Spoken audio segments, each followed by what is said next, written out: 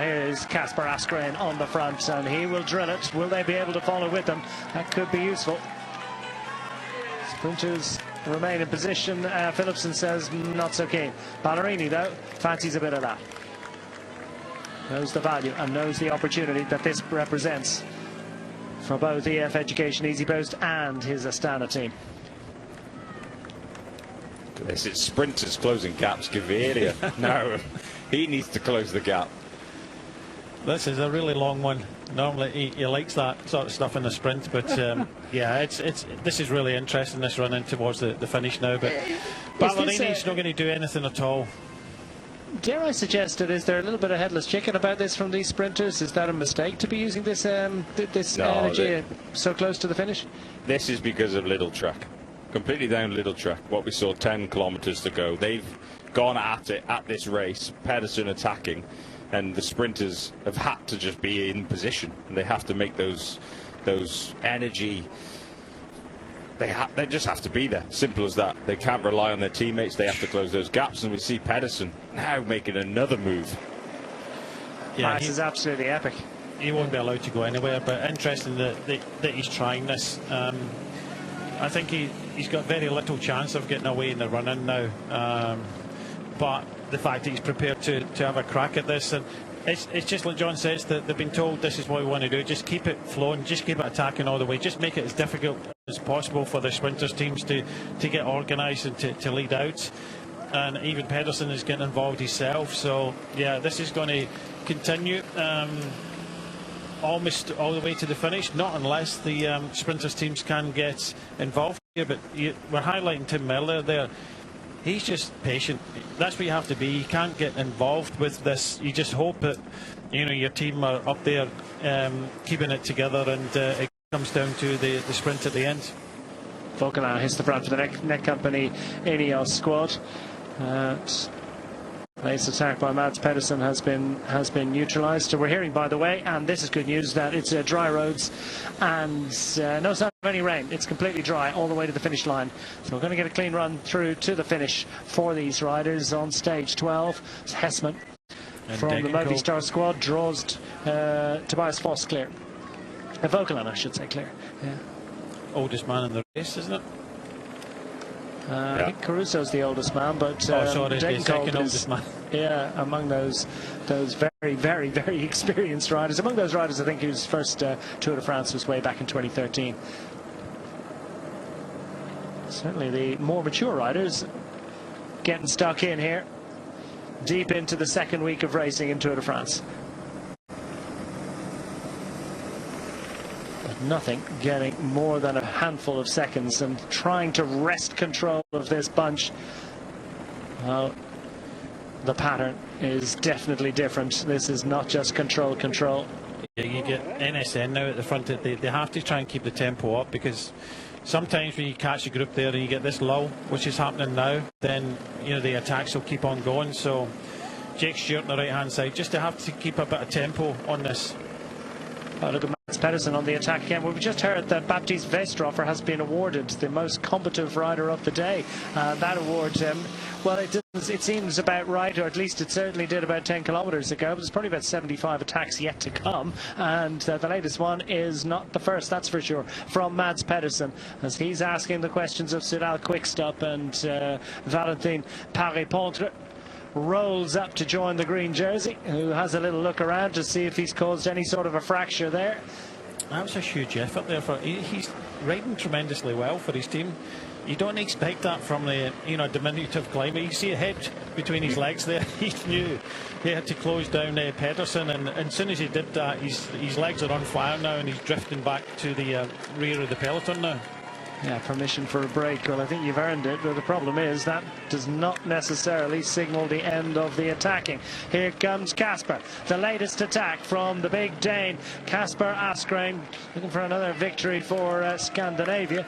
And well, I think it's his fellow countryman, the Skelmoser, that's just latched on here. Yes, three of them there, Skelmoser and Johannes, but Ricard bringing it all back together. big engine, big powerful engine from Jonas Rickard of the Alpecin Premier Tech, defending the interests of Jasper Philipsen, still going for that first victory of 2026. Down to the final 10 kilometres. How quickly have the last 10k flashed past? And a bit of a descent with lots and lots of attacking. Bit of a descent indeed about how these riders feel that stage honours should be carved up. Haller now, and we have seen him in the action over the last couple of days in actual fact, but several attacks earlier on today from the Austrian, another veteran rider.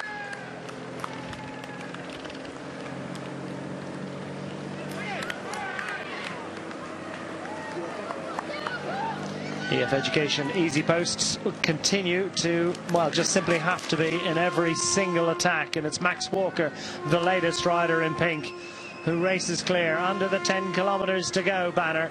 The peloton trying to establish some sort of control. It's pretty much a flat road all the way to the finale from here, albeit a few little twists and turns along the way, and we could probably detail the complications for the riders, particularly down to the last 2.5 kilometres. Yeah, it's Louis Vervaeke now at the front there, but still no numbers from the sprinters teams. So they have found this very, very difficult. But I think Soudal Quickstep with Valentin Paraprant on an amazing day, shutting Mats Pedersen down there. But Vervaeke, he eases as he gets to Walker, which cue another attack now, because they'll not stop. I don't think the likes of Lidl Trek will just stop in this. But some teams have to get to the front now and just put a bit of pace about it. And I think that's what Astana are trying to do here with Ballerini. Alpecin have come up to the front again. Now we've seen Benjamin Thomas coming up for Cofidis. So there's a little bit of control now. But yeah, that was frantic for a few kilometres there. Very exciting stuff. So now Astana come up, Vinokurov and friends, to try and put manners on this one. NSN as well have Biniam Girmay in position at the moment, and he'll be grateful for just a searing pace, but a cessation in hostilities.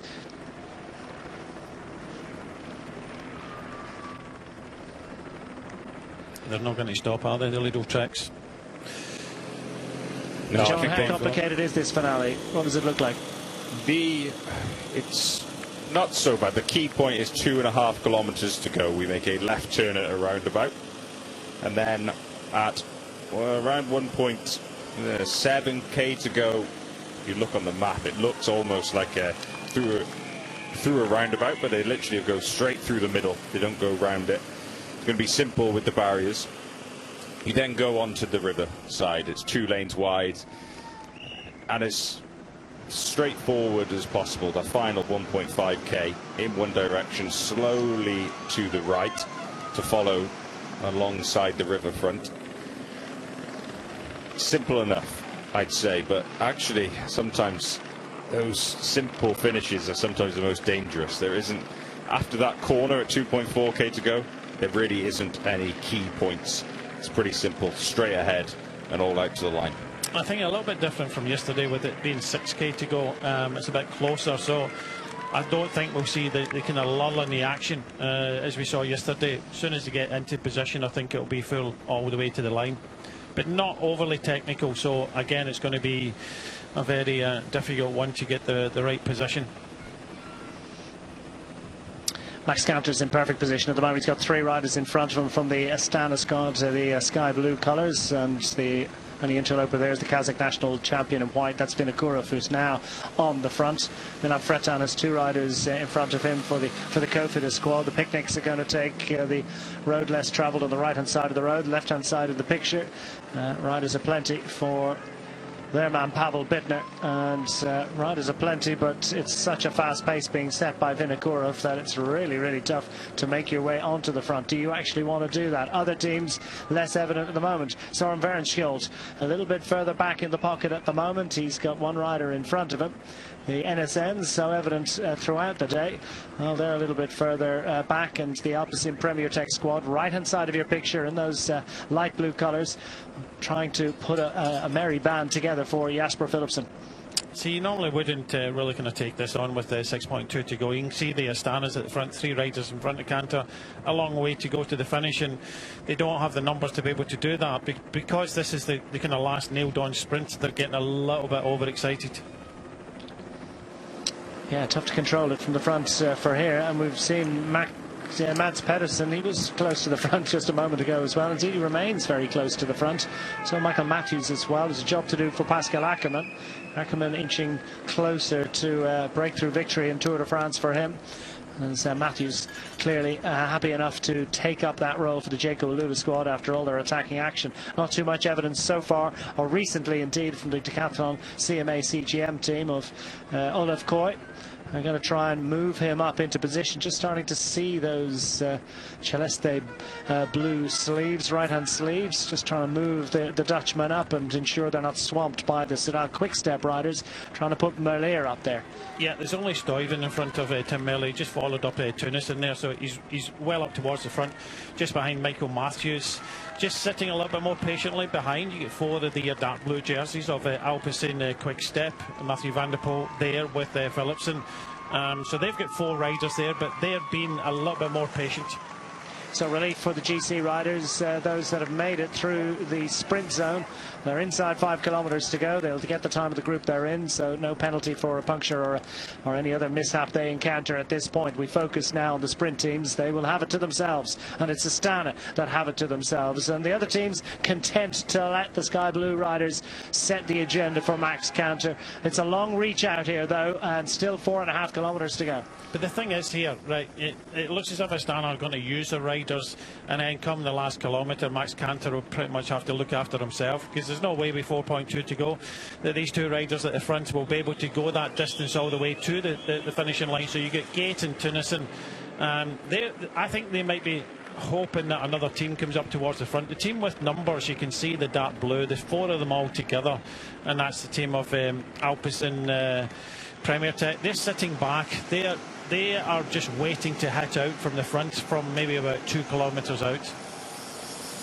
Meanwhile, down at the fun end of the peloton at the moment, Mark Hirschi was involved in the action not so long ago, but how quickly things change. And it's a good job being done on the front by the Astana riders. They've got Tunison and Velasco where they need them to be.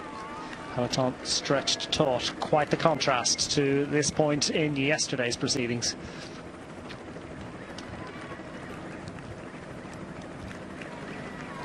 3.5 to go. Olaf Koy's already won a stage of Tour de France this year. Fernando Gaviria has to go back to the last decade for his second and final stage victory in Le Grand Boucle. How joyous would the Colombian be were he to take the victory?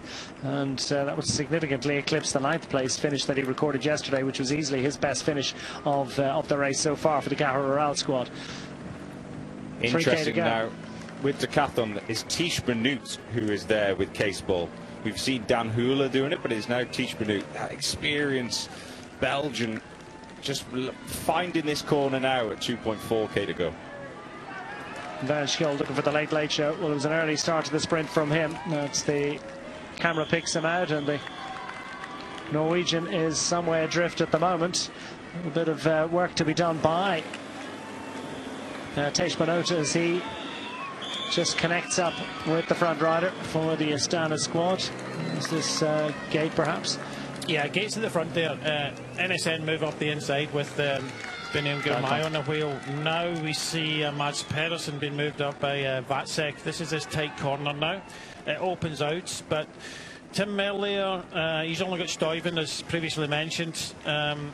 Alpecin Premier Tech, plenty of riders still in there to hit the front at the right time. Phil Bauhaus is up towards the front here in the dark blue for Bahrain, but it looks as if Vatsek taking this one on. 2 kilometres to go now, and they're sitting poised but not full gas at the moment. Bahrain victorious, of course, representing the interests of the big German Phil Bauhaus. A couple of Germans in here, a couple of Belgians that might fancy it, an Eritrean, and how many other nations as well, the Netherlands as well, also with great interest courtesy of Olaf Koy. So is there a chance for a late attack? Can Vatsek set a tempo that's going to prevent anyone else from taking it up down to the final 1,600 metres? At the moment, it's been a relatively controlled sprint, John. Yeah, it has. Just trying to keep an eye on Olaf Koy. Sometimes he loses Case Ball's wheel.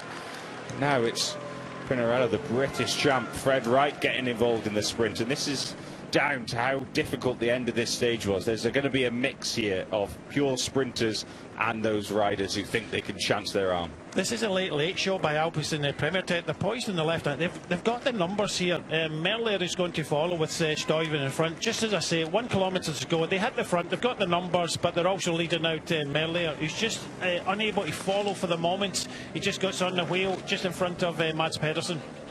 So Pedersen tried to move out of the line and join up and manages to latch on the wheel of Tim Merlier. He's got Stuyven 2 in front. Meanwhile, it's 4 riders make that 3 for the Alpecin Premier Tech. Third in line for them is Jasper Philipsen. And now Stuyven is trying to move up and draw that group on the left-hand side a little bit further up. We launched inside the final 300 metres. And crash and riders down. Gaviria goes down. Mathieu van der Poel is going to get to lead out Jasper Philipsen. He's waiting to launch. And now is the time. Milan Frenton is also available, and Merlier has to check his run, and Jasper Philipsen looks as if he's got a problem here. Here comes Tim Merlier, having checked his run. Mads Pedersen, Kermay, they're sweeping left and right, but it's an easy one. In the end, it's victory number 3 for Tim Merlier. He gets clear for the Zenel Quick Step squad and takes an extraordinary 6th career success in Tour de France, and a 3rd victory of Tour de France. And while it was a clean run all the way to the last couple of 100 metres, unfortunately Fernando Gaviria going down, several other riders going down with them, and we see the yellow jersey delayed in his run to the finish line. They'll be picking themselves up for a while from that. We hope there are no lingering after effects and no serious injuries incurred. At least one rider from the Netcompany Ineos squad clearly in some distress there. But it's joy unbound for the Zenel Quick Step squad. They've done it again. Yeah, chaos in the run-in, but you know, they really benefited from the lead out from Alpecin Deceuninck, who Alpecin Premier Tech, who left it at the last minute. Gaviria was the first to hit the deck there, unfortunately, but yeah, they just benefited from the Alpecin team, followed, but a couple of times there I noted that Merlier had to check back a couple of times. He had to free wheel check back. He was kind of blocked in a little bit, but the door opened in the end just in time for this kind of small ramp up towards the finishing line. 3 victories. He is the fastest, and you know, unfortunately there was a crash, but what chaos we had, and you know, great racing all the way into this final here. But as we got to this stage now, Stuyven moves over, but another great lead out here from Mathieu van der Poel. Good to see the British champion up there. Just watch this moment here where Merlier, oh, this is the crash there with Gaviria, and takes down Warenschold and things. But just Merlier's blocked in at the moment. Fretan's in front of him. Gourmet is up against the barriers. But this is ideal. 300 metres to go. And that was ideal for Alpecin there. Merlier, just looking at that crash, I think it was Godon that went down there for Netcompany, went over the top, and it's worse for wear. But as we see, it just kind of opens up, coming up, slight uphill to the finishing line. A couple of times there that Merlier had to kind of check back. But yeah, Philipsen again just couldn't provide the last piece of the puzzle to deliver his first stage here. Merlier was just too strong.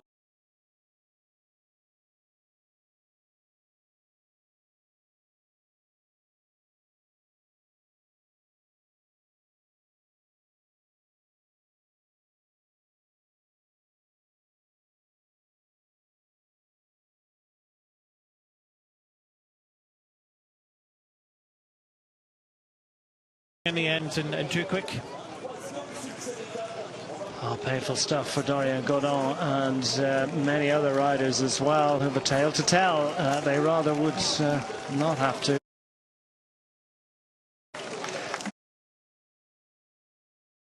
For many a rider, but for Tim Merlier, it's another victory. And it is another confirmation that he is the preeminent force in sprinting at Tour de France 2026.